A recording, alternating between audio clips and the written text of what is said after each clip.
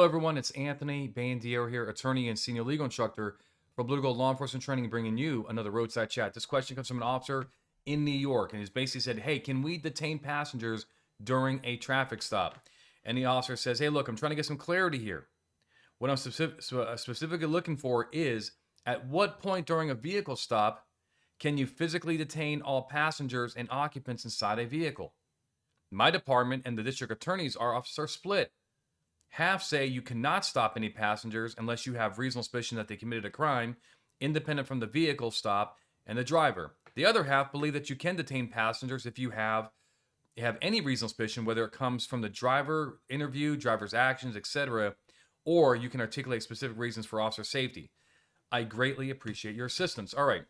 So New York is a mess, absolutely a mess in many ways. Unfortunately, it's obviously one of the greatest cities on earth, New York City. But when it comes to their case law, sometimes their politics, they're a mess right now, and this is a perfect example why. Really, the case here, there's a couple cases, right? One is People versus Forbes out of New York, 2021.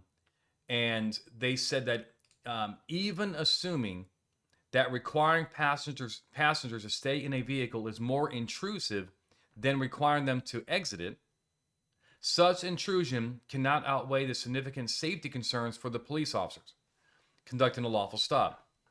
As aptly noted by the Court of Appeals of Arizona, to hold otherwise could well lead to the unnecessary death of an officer, gunned down by those walking away who suddenly turn and fire and who circle behind the officer, either assaulting or killing them while he's talking to the driver. That is absolutely the right answer. But that was 2001. What has happened since 2001? A lot. A lot. So now we turn to People versus Lopez. These are both cases out of the Supreme Court. And in New York, the Supreme Court is not the highest court in New York. That is the Court of Appeals. The Supreme Court is really kind of like an appellate court. So maybe even like a trial court potentially. So it says right here, this People versus Lopez, 2008 out of Kings County, New York.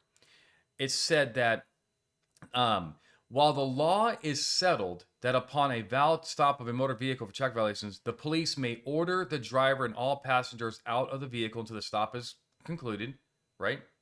The courts recognize that attempted flight from the scene without more carries no indicia of criminality. In Forbes, which is the case I just read you, there was more to support the police actions there because they heard a racking of a gun and so forth. So courts have not found reasonable suspicion and will suppress evidence where, after a police stop a vehicle in which a passenger is traveling, the passenger merely attempts to walk or run away. Okay. So that's why it's a mess. It's like in Forbes back in 2001, they're saying, hey, having them exit the car, have them stay in the car. It's not really a big deal. These people can leave and ambush police officers. So let's just call it a day, and cops can basically force people to stay, right? That's what it kind of implies there, right?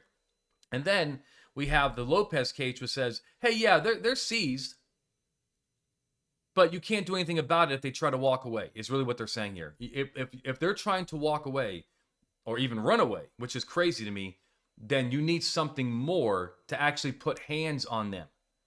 Okay, so where are we at in New York in 2024 and beyond? Here's what I teach my New York officers. Order them to stay, okay? Because you have Forbes that says they can be exits and so forth, right? Order them to stay. And hopefully they comply. But if they're going to ignore your command and they're going to walk away, then unfortunately, your order is empty, right? You wrote a check that you can't cash. Because if you're going to put hands on that passenger, say, no, I told you you're not leaving, you need something more than their refusal to listen to you. The officer did talk about drivers' interviews. Maybe maybe the nature of the call is that there was a gun in a car. Something more is obviously going to get you reasonable suspicion. But again, it's crazy to me. But if you got nothing more than the passenger wanting to leave, the court cases I'm seeing make it very clear that that is not reasonable suspicion for them. Now remember though, in most other states, most, not all, but in most other states, you don't need reasonable suspicion to keep a passenger on scene.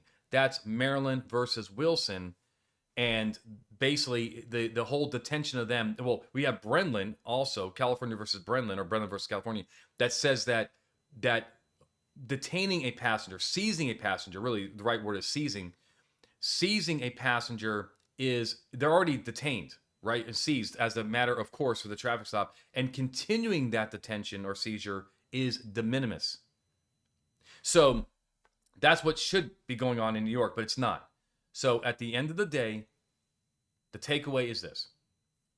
You can try to get these, you can try to persuade these people to stay, right? Order them to stay, blah, blah, blah. But if they walk away, you are going to need specific, individualized, reasonable suspicion as to him or her.